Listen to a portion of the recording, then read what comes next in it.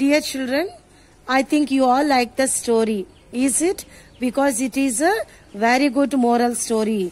So, now what you have to do, children? Shall we go for the lesson? Block 1. The Golden Goose.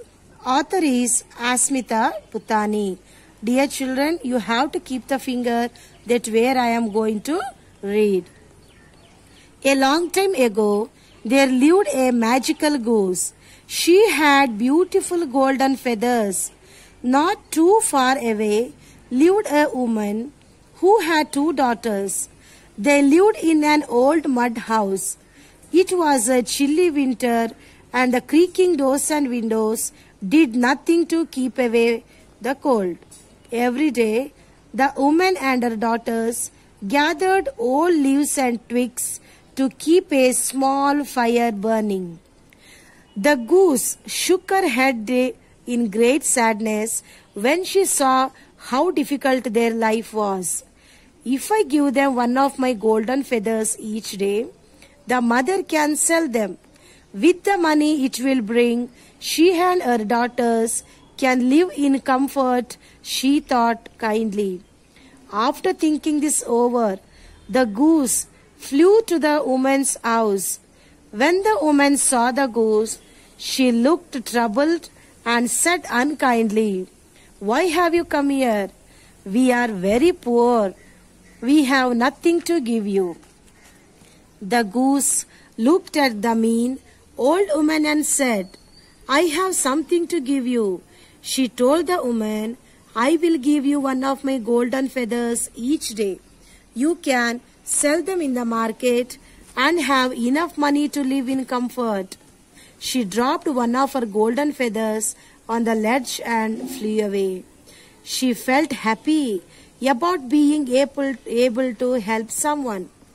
Every day, she generously left one feather for the woman and her daughters. They sold the beautiful feathers in the market. This brought them enough money to keep them in comfort all through the winter. One day, the woman said to her daughters, "This goose has been very helpful, but do you think it's wise to believe her so much? Summer will soon be here, and she might fly away to never come back. Then we would become poor all over again." Her daughters nodded, knowing what their mother was trying to say. The woman lowered her voice to a whisper and said, "I have a plan.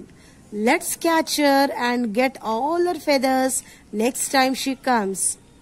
The daughters were worried because they were kind-hearted. The older one said, "But that will hurt the goose. We should not pluck all its feathers." But their mother was greedy. She didn't care about the goose. All that mattered to her was the money the goose's feathers would bring them. Finally, her daughters agreed to her plan. The next time, when the golden goose came, the woman called her closer and grabbed her. The goose found it difficult to break free as she was only a bird and the woman was stronger. Holding the goose firmly, with one hand, she plucked each one of her fine golden feathers. The old woman, however, did not know that the goose had special feathers. If her feathers were plucked against her will, they would no longer stay golden. They turned white. Then they were no better than a hen's feather.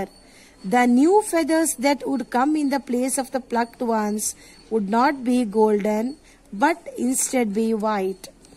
The goose flew away after the woman had plucked all the feathers. The woman and her daughters wept as they saw the feathers turned white only in a few moments. They knew they had been unwise. The woman realized her folly of being too greedy.